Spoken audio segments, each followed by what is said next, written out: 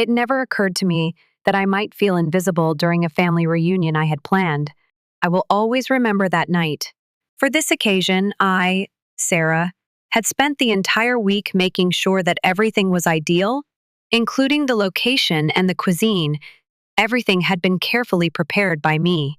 I planned this family get-together in a posh restaurant in the downtown area to commemorate the marriage of my father, John, and his wife, Rebecca. At the very least, I hoped that this time my family would pay me some attention and perhaps even show me some respect.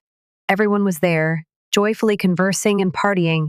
As soon as I stepped in, James sat next to John at the head of the table. He was Rebecca's son, and the one I knew my dad loved the most. Meanwhile, I was looking at the seating list in the hopes of seeing my name somewhere respectable. However, no. Buried among distant cousins I hadn't seen in years was table 14. Most likely, I wouldn't even recognize them. I initially believed I had misunderstood the list and that it was an error. Perhaps my name was in another place, but no, Rebecca's wife, Linda, spoke out. She smiled and continued, "Well, we had to prioritize," in a lovely, sugary voice that seemed like she was speaking a straightforward truth. I stared at my father, hoping he would say something or notice how the situation appeared. He was too preoccupied chatting to anyone else to respond much, though. He looked at me as if he hadn't thought about the seating arrangement, as if he hadn't considered that his only daughter shouldn't be in the room's farthest corner. That was the time. It was the look, the nonchalance, the failure to see something was wrong, not Linda's sneer or the seating. When he assured me that it was not a problem, I realized I had exhausted my efforts. I nodded, inhaled deeply, and smoothed my outfit. I said, "Thanks for making it so easy," and left. I didn't yell, bang doors, or create a disturbance. I simply turned to leave. No one stopped me. With my heels tapping against the pavement, I made my way directly to my car. Surprisingly, my hands remained steady. For years, I believed that this moment would shatter me, so I was shocked. I anticipated feeling heartbroken, irate, and possibly even guilty. Rather, I was relieved. I didn't have to wonder if I was exaggerating or if I was just dreaming. It was authentic. I believed them for the first time because they had shown me exactly where I stood. I almost expected my phone to ding while I sat in my car for a few minutes, gazing out at the parking lot. Perhaps my aunt would inquire as to why I had disappeared, and perhaps my dad would notice. However, there was silence. They were celebrating and drinking inside. Nobody had even noticed. I laughed at that moment because the situation was so predictable, not because it was genuinely funny. It's genuinely funny. It's genuinely funny. It felt as though I had finally let go of the weight I had been carrying for years. Carrying it for years. I finally set down the burden I had carried for years. As I drove off, I didn't check my phone right away, but after a few kilometers, the quiet was starting to get to me. It was not just the distance that separated me from the wedding, it also eased a tightness. I hadn't even realized I'd been carrying around for years. The tension I'd been carrying around for years eased with each mile that separated me from the wedding. The silence was still too much, though. I thought my phone might buzz. Perhaps my dad was aware of what he had done. Perhaps Linda, my stepmother, sent an SMS to try to improve things. I couldn't stop what she might say and the explanations she might try to give. Perhaps they might assert that they misinterpreted everything and didn't plan for it to come across that way. Please clarify that assigning me to the rear was intended to avoid any potential issues. But deep down, I understood the real reason. This was not an error. However, my misunderstanding told me otherwise. Thurwise, are. In their views, this was how they demonstrated my exact position. At a red light, I came to a stop and looked straight ahead. I wasn't SP. I found it difficult to breathe, e.g., I had to make myself inhale. I anticipated feeling heartbroken, irate, and possibly it's the feeling of relief you get when you finally set down a burden you've been carrying for too long. I've been carrying this burden for far too long. When you quit expecting something that will never happen, you feel a sense of relief.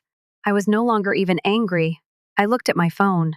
The message from my cousin Liam arrived first. Me from my cousin Liam. He had observed my early departure. "Hey, how are you?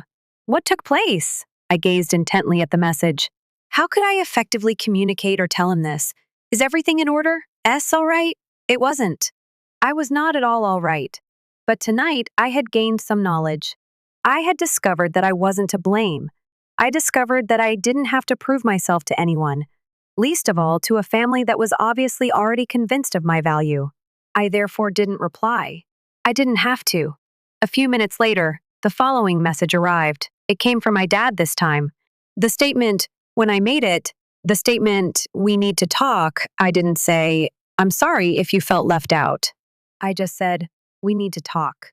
I knew I didn't have to, but it wasn't because I didn't want to. I had been yearning for something from them for so long: love, respect, or even attention. Their affection had always been conditional. They didn't want a daughter like me. I felt completely overlooked and ignored. I felt like an afterthought, left at the table of distant cousins. For the next few days, I kept going over what had happened that night in my mind. Was I overreacting? Was there anything I could have done better? Perhaps I ought to have stayed and made an effort to speak with them. But despite my best efforts, I was unable to defend it. My dad's lack of interest, the seating chart, the wedding, and Linda's arrogant grin all served as further evidence of what I had known for years. Ethan was their choice. They have always done so. Ethan was the epitome of success, something my father greatly admired. Ethan was the entrepreneur who made the right decisions, was profitable, and created the life my father admired. Then there was me, the nurse. I was the individual who chose not to pursue wealth or the traditional path. My father had envisioned for me. However, the wedding and the seating arrangement weren't the only factors. It was the accumulation of small moments and subtle jabs that only I seemed to notice. There was a tinge of disapproval whenever I made a choice or forged my course. And even when I was successful, it was never sufficient. My father would reply, well, you could have been a doctor, as if my achievements were unimportant. Why pick something insignificant? And I always made an effort to disprove him. I continued to work, advance my profession, and be there for him when he needed me. This will be it, was my thought each time I achieved a success. This will be the day when he sees me and accepts me for who I am. However, that day never arrived. People always attributed Ethan's accomplishments and business dealings to someone else. The golden kid was always the one. That night at the wedding, I realized for the first time in years that I had been waiting for something that would never happen. It was no coincidence that the seat in the rear of the room was there. It wasn't a joke. It was a declaration. They had declared their love long before the wedding ceremony started. So I took the wheel. I drove to get my thoughts straight and allow reality to set in. And I sensed a change with every mile that went by. I wasn't upset. I wasn't heartbroken. I was simply finished. I've tried. I'm done hoping. I'm done caring. I was no longer in need of their approval. Being in the first row wasn't necessary for me. For them, I didn't have to be anyone apart from myself. At last, I was comfortable with that. I didn't respond to any of the messages sent after the wedding. One by one, they poured in, but I knew just what to do. I had already decided what to do. I was not returning. I refused to give them an opportunity to try to change the facts or provide an explanation. I had reached my conclusion. The following day, I followed my routine. I got up, showered, and started working. I felt numb, as though I were gliding through the day without truly being there, rather than depressed or angry. There was an almost deafening quiet on my phone. Nobody has made a genuine effort to show concern. Perhaps they had recognized what they had done, I kept thinking. Perhaps they felt remorseful for their treatment of me. But I knew the truth in my heart. They were too indifferent to make a change. As I normally did, I concentrated on my task. It seemed different this time, yet I poured myself into it like I had for years. A weight lifted off my shoulders. Relief was no longer the only feeling. Freedom was something more profound, something I had been too scared to acknowledge for years. It's the kind of liberation that only manifests when you give up trying to win over those who have clarified that your efforts will never be sufficient. My phone buzzed again that night. Aunt Jan was the caller this time. She was always the family's link, the mediator, and the one who would attempt to improve things when the storm clouds rolled in. I didn't answer. I would rather not hear her advise me to try again, to be the stronger person or to go back. She had never comprehended why it had been so difficult for me to continue turning up and why I had continued to strive to make them proud when all I received in return was disinterest. The days that followed were a blur of routine, extended workdays, coffee dates with friends, and completing errands that had been neglected for months. However, things weren't as they once were. I didn't feel like I had the entire world on my shoulders for the first time in a long time. I no longer felt the need to maintain the facade that everything was fine and that, with a little more work, I could mend the strained connection I had with my father and his family. It had always been me who made the attempt. It was always my responsibility to make them proud and uphold harmony. I believed that in order to feel important and validated, I needed their approval. However, the week following the wedding, I came to the realization that my value was independent of how others saw me. I didn't require their approval. I didn't require their affection. All I had to do was learn to accept myself and quit seeking approval from others who would never freely offer it. Then the phone rang. My phone buzzed once again while I was enjoying a cup of coffee at my desk. It was my dad's text this time. As usual, he responded succinctly when he was unsure of what to say. "We need to talk." I gazed at the message for a while, mentally reciting the words. What could he possibly wish to discuss at this time? Was he aware of what had transpired? Did he now realize why I had departed? Or was this someone else trying to take advantage of me? I considered giving him a call. I imagined his voice on the other end of the line, how he would sound so measured and courteous, like he always did when he didn't want to acknowledge that he had done something wrong. I didn't call, though. I was unable to. I struggled to find the right words to express myself. Then, long ago, when I was still attempting to prove myself to my dad, I recalled something my mom had said to me. She had advised me, "You have to believe them when they show you who they really are." My father had revealed his true self to me. He had shown me that my value was based on my capacity to benefit him and my alignment with his definition of success. My dad wanted Ethan to inherit his business, receive his money, and utilize his contacts. Me? I wasn't worth the effort or time. Admitting that was terrible, but it was the reality. And I discovered my strength in that reality. For the first time in years, I let myself unwind after a few days without receiving any more texts. I didn't feel the need to continuously check my phone to see if I had received an apology or a request to return. It was no longer necessary for me. They were no longer required to rectify the situation. I was no longer in charge of it. Both they and I had made our decision. Aunt Jan called again shortly after. I picked up this time. "Are you all right?" With anxiety in her voice, she inquired. "Your father has been requesting you. He is eager to speak." I shut my eyes. Before she ever uttered it, I knew what she was going to say. She whispered, "He needs help." I allowed the quiet to linger between us. I was unsure of how to respond to her. How could I respond? That I had had enough of being the person who always showed up and helped?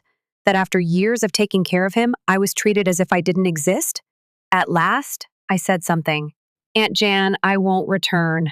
Not now. Ethan was his choice. He has always done so. I'm finished." As the days went by, I concentrated on my life and career. I felt at ease for the first time in a long time. It was the calm that comes from giving up on getting approval from someone who won't acknowledge my worth. I didn't require approval from my father or anybody else. Naturally, though, life has a humorous way of testing your resolve. A test or so later, my dad sent me another email.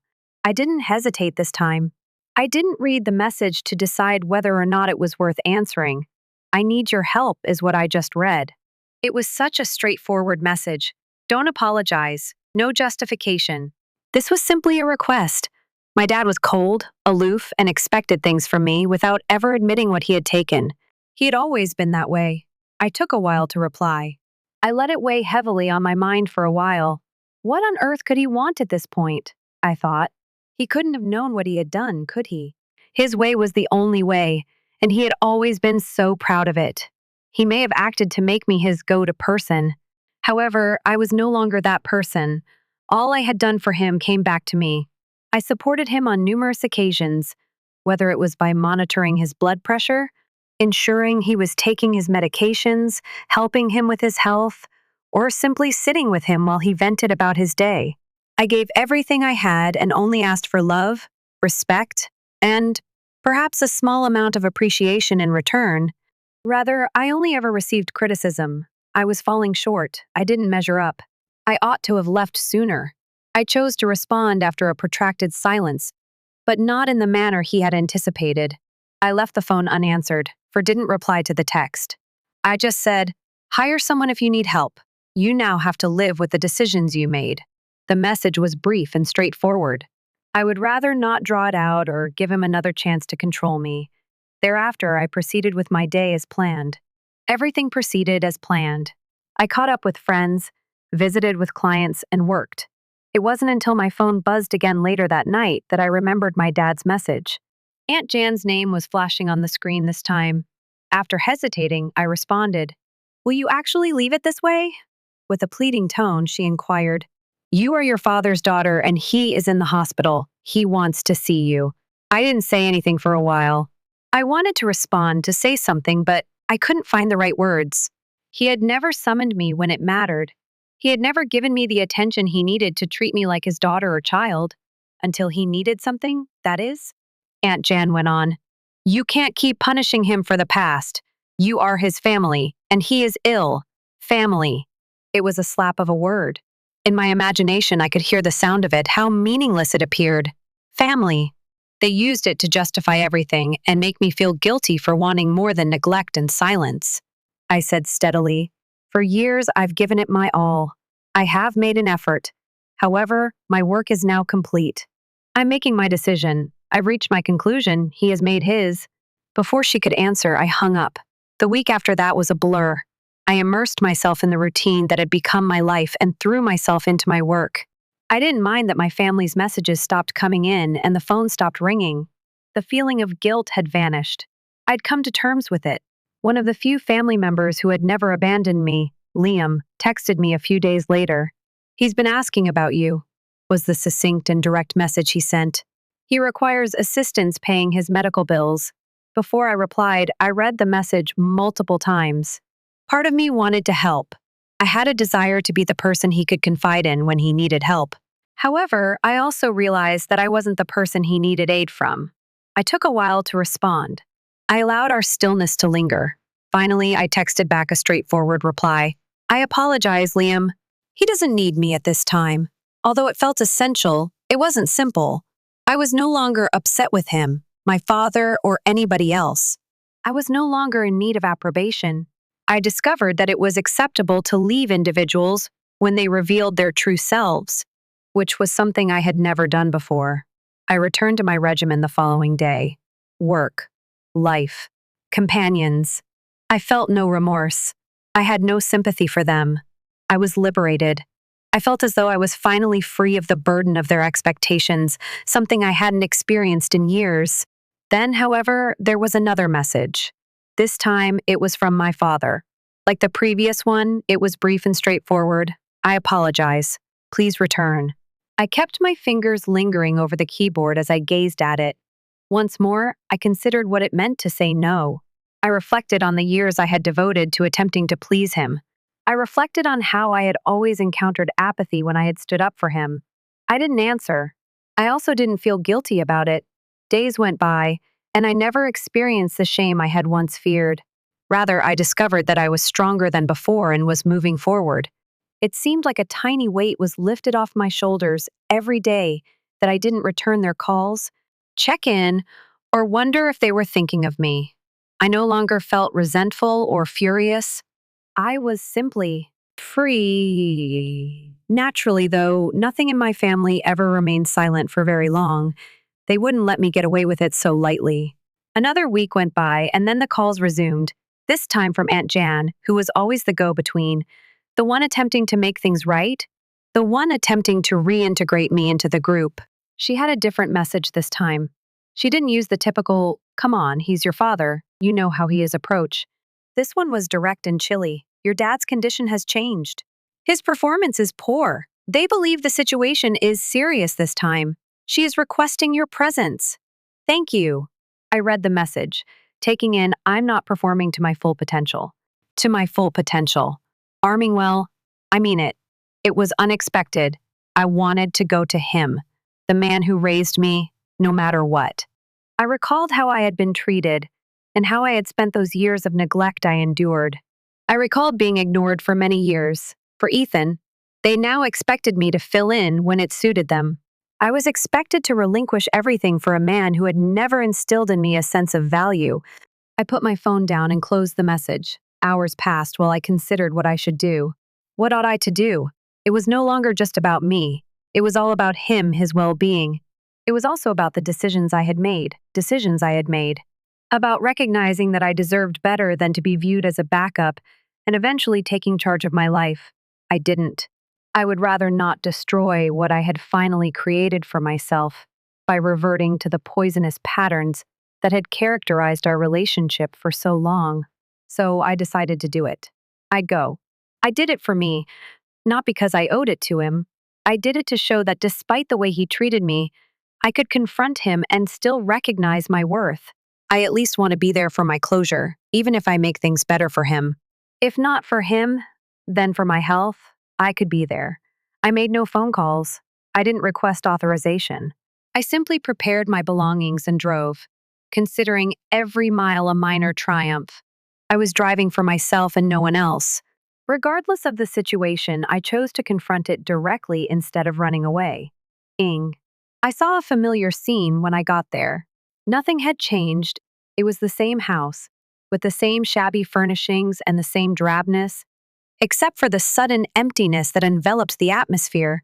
He was sitting in his chair, appearing smaller than I remembered, when I walked inside. When he noticed me, his eyes flitted, but it was difficult to discern his thoughts. "Hello, Dad," I murmured. He gave me a serious look as if he was attempting to recall my identity. He took a while to respond. Rather, he gave me a serious look as if he was attempting to recall my... Perhaps he briefly glimpsed his daughter before rejecting her. Rejecting. Perhaps he didn't. I said, "I'm here," and sat down across from him. He wiped his forehead and let out a sigh, as though the issue had finally weighed heavily on him. He said, "I didn't think you'd come," I answered. "I didn't think I would either. But now I'm here." For a while, we sat in silence. We felt the weight of everything unsaid between us, a stillness devoid of words. His voice was shaky when he finally spoke again. I'm not sure what I should do at this point. Unsure of what to say, I just stared at him. The man who had always been in charge needed help, hasn't served. It wasn't even contentment. It was simply a void. "You made your decisions," I stated in a faux voice. "It didn't even bring contentment." Oh, left. "You are currently facing the consequences." If the statements were painful, they were accurate. He was now suffering for his decision to choose Ethan. I was not present to discipline him. I wasn't there to instill guilt in him. I knew I had to be there, therefore I was. I had to confront the past, get through it, and come out stronger on the other side. "I didn't," he said, almost regretful. "I didn't mean to hurt you. Is it important now?" I glanced at it, but the sensation was fleeting. In the eye as I asked. My words made him wince, and for a brief moment, I felt a sense of improvement. My purpose was not to make things. I was there to let him know that I had finally moved on. Slowly, I got to my feet. "Dad, I can't help you with this. I've spent my entire life trying to sort things out with you. However, I cannot continue to ignore myself because you are unable to decide what is important." I didn't stay long enough to find out, but he seemed to be looking at me with regret in his eyes. I didn't have to. My closure came. I didn't have to stay any longer and hear the justifications and excuses. I was no longer there for him. Without uttering another word, I left the house. The next few days seemed unreal. Although I felt as though a burden had been removed, I was left with a profound sense. It was the sadness that comes from accepting something you've known for a while but didn't want to. Gaining something you've known for a while but were reluctant to acknowledge is a significant accomplishment. I spent years trying to prove myself to my father and blend in with a family that hardly ever saw me. Now, however, things were different. I had decided to stop fighting for that recognition. I had no intention of pursuing anything that wasn't intended for me. For the initial response I was responsible for, life was once I had left. Naturally, though, that did not imply anything but simplicity. The fallout from all of this was everything but simple. The texts were the first thing. Initially, it was my stepmother, Linda. At first, I disregarded her messages. Your father would like to visit you. You must return home. He is quite ill. You must be present. Despite the similarities, the situation remains unchanged. Although I had banned their numbers, they continued to contact me in different methods. Then the guilt tripping started. Why don't you assist him? He's your dad. You could put this right, you know. Simply return. However, I didn't. I refused to succumb to coercion. They tried to force me into believing I owed them money, but I refused. As the days stretched into weeks, I began to move on. I concentrated on my life and my career, and I was surrounded by people who accepted me for who I was, not for what they thought I should be. However, it struck me right after I believed the storm had passed. One night, Aunt Jan called. She spoke in a quiet, almost hesitant tone, as though she would rather not exacerbate the situation. You should speak with your father. Her voice carried concern, but I wasn't ready to lower my defenses just yet. Not after all that had transpired. I waited for silence to fall, waited for the quiet to descend. For a brief time, I nearly felt compelled to apologize and try to mend our differences. I knew in my heart that this wasn't my fault, but then I thought back to the years of disappointment and feeling invisible. I didn't call because I wanted to make amends when I did call. I wanted to hear his side of the story, to see if he would truly acknowledge his mistake. I wanted to know if he would admit the extent to which he had hurt me, dead me. After a few rings, he answered. He sounded tense, as though he had been anticipating this moment as long as I had. Hello, he said in a reserved tone. Hello, Dad, I said, maintaining a calm tone. He paused for a long moment before continuing. I'm not sure how to put this. However, I've been reflecting on the events at the wedding, as well as the years-long relationship we've shared. I am aware of my hurt. I acknowledge that I haven't been the best person. What he said surprised me, but I kept it to myself. What he said surprised me, but I kept it to myself. I remained quiet, awaiting his next move. His voice cracked as he said, I've made so many mistakes. Furthermore, I simply don't know. Simply put, I have no idea how to resolve this issue. But I want you to know that I apologize for everything. I'm sorry about how I handled you. I'm sorry I didn't recognize you for who you are. I listened to his comments for a long time without saying anything. A part of me wanted to let him know that I understood and that it was okay. However, I also realized that this was a long overdue conversation. I had to make him realize the seriousness of his behavior before I could simply let it go. I answered quietly, in a steady but passionate voice. You've hurt me. I tried to prove myself to you for years. You never noticed how hard I worked. You didn't even notice that I gave it my all. And now you want me to simply return as if nothing had occurred? As if you hadn't rejected me throughout the years? The other end paused for a long moment. He didn't say anything, but I could hear his breathing. In a scarcely heard voice, he finally muttered, I'm sorry. I am aware of failing you. A breath left my lungs. A mixture of relief and rage. I was filled with rage, wondering why he hadn't realized the harm he had caused sooner. But it was also a comfort that he was actually admitting it for once.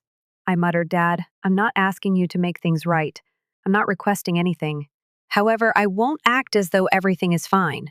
I've pretended for years in an attempt to please you and fit in with this family that never really welcomed me. I am no longer able to do it. We were silent for a long time again, but this time it wasn't awkward. It was a subtle acknowledgement of everything we had left out. My voice was firm as I said, I don't expect anything from you. However, I must make it clear to you that I will not be returning. This action is not for your benefit. This is not intended for everyone. I refuse to let anyone steal my tranquility. For once, I didn't feel the need for him to answer, so he didn't. I had said what I needed to say. At last, I had put an end to that phase of my life. I muttered, I'm done, and hung up the phone. It was over in an instant. There was a mix of relief and uncertainty in the days that followed. I felt free of the burden of expectation for the first time in years.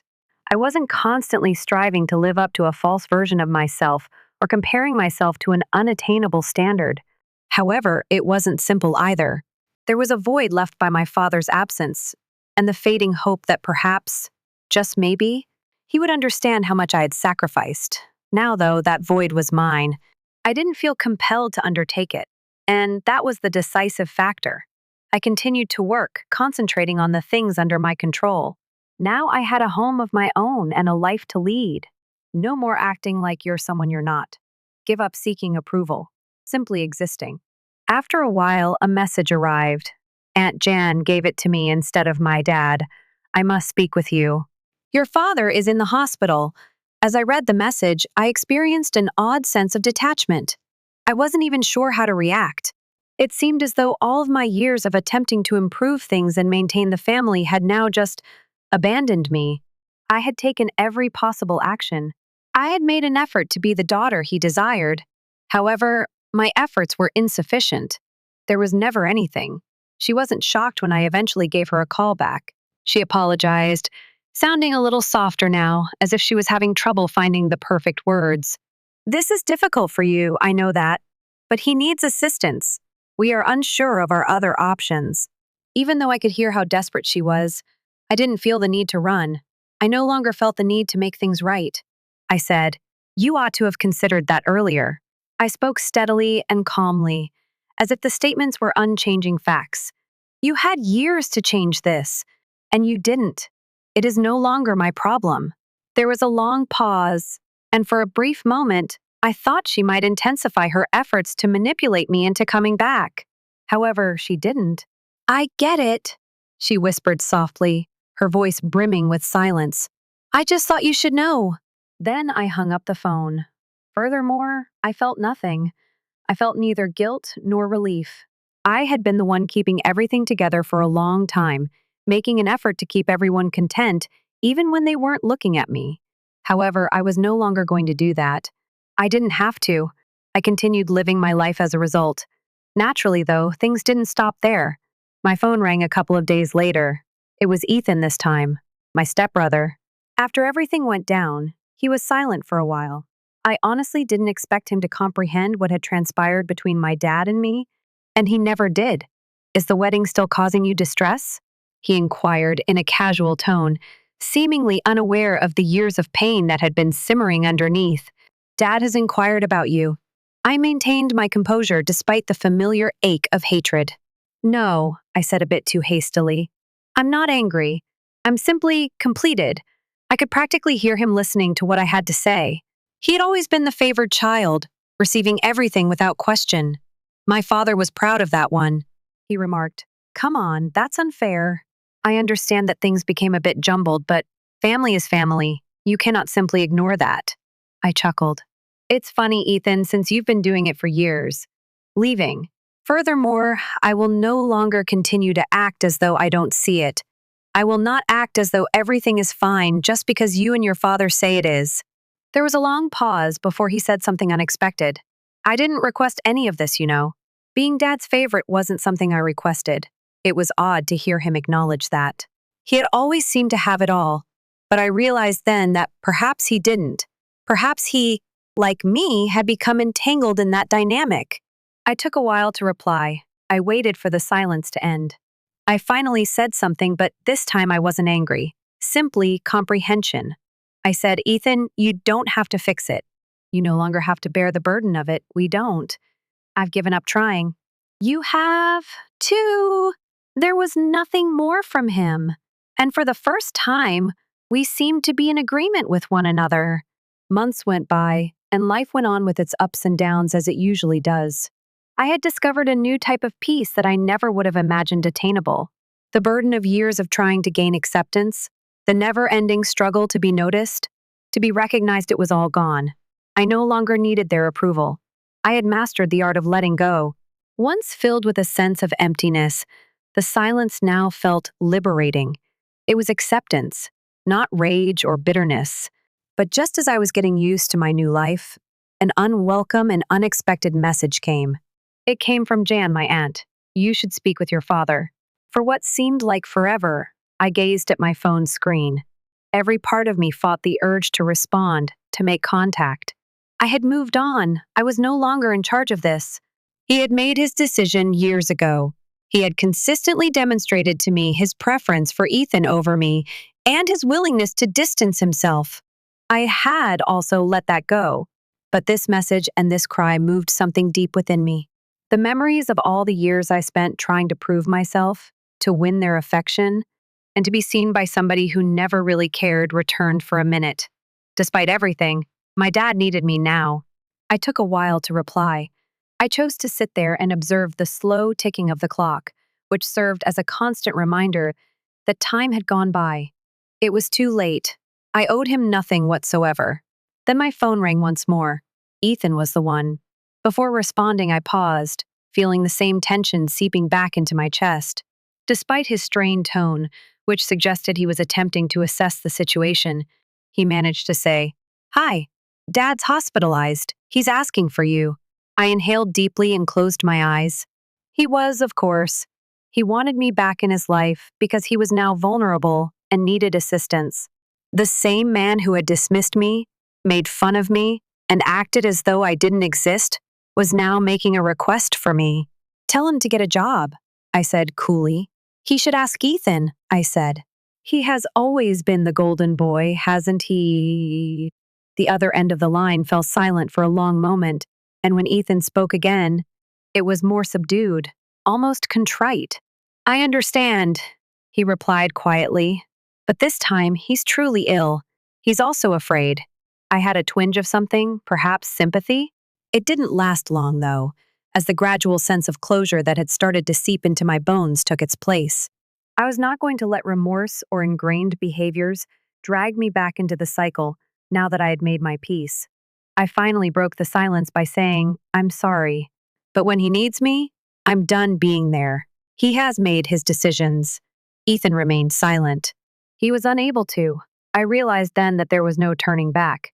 Free from their toxic love and demands, I had created my own life and my own way. Weeks passed. Despite my dad's declining health, I never heard from him. There were no phone calls from him, no messages. Like previously, it seemed as though I didn't exist. For the first time, I was okay with that. I didn't require their approval or confirmation. Then one day, I was surprised to see another text from Ethan on my phone. "Last night, Dad died away. I figured you ought to be aware." I was feeling nothing as I gazed at the television. No respite, no sadness. All that remained was a profound, vacuous comprehension. This marked the conclusion of events. A lengthy chapter comes to a conclusion. I had devoted a significant portion of my life to revising and attempting to make sense of this chapter. However, I was no longer accountable for it. Setting my phone aside, I prepared for my shift. I had a life to live, a job to do, people to take care of, and a life that was all mine. And I reflected on everything that had brought me to this point as I drove to work, the years of striving, the years of being disregarded, undervalued, and ignored. However, I remained here. I had made it through everything. It was something I had constructed for myself. It was a life that was not dependent on the approval of others. And I understood that to be the best gift of all.